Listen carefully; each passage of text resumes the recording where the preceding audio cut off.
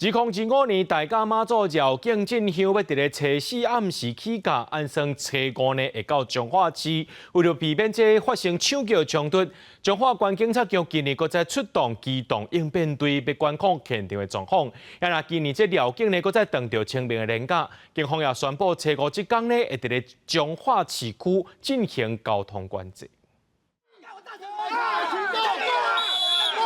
两阵人互相抢渡，愈冤愈大声，强要拍起来。这时阵，警察出动，赶紧甲人隔开，避免发生冲突。2025年大甲妈了境，预计初五会行到彰化。过去彰化常在发生抢轿的冲突，彰化县警察局今年搁再出动机动应变队，嘛进行维安演练。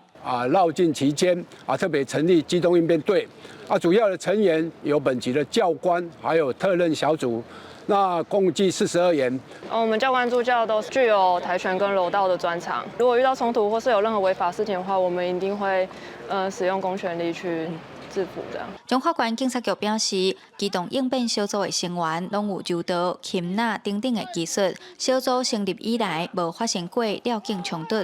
经过评估，今年警察出动2558人，比去年减450人。另外，妈祖桥到位的时，部分的路线也实施交通管制。4月5号，那大概下午左右，銮轿由这个大渡桥南端进入彰化市区。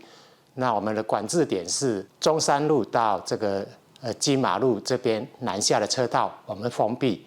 根据镇南乡的统计，去年绕境进香吸引正100万人参与，今年起价搁拄到清明连假，预计参与的人数可能会破纪录。警察局嘛提醒民众参香过程，请配合交通管制，尽量使替换道路，加利用大众运输。记者杨淑晴，彰化报道。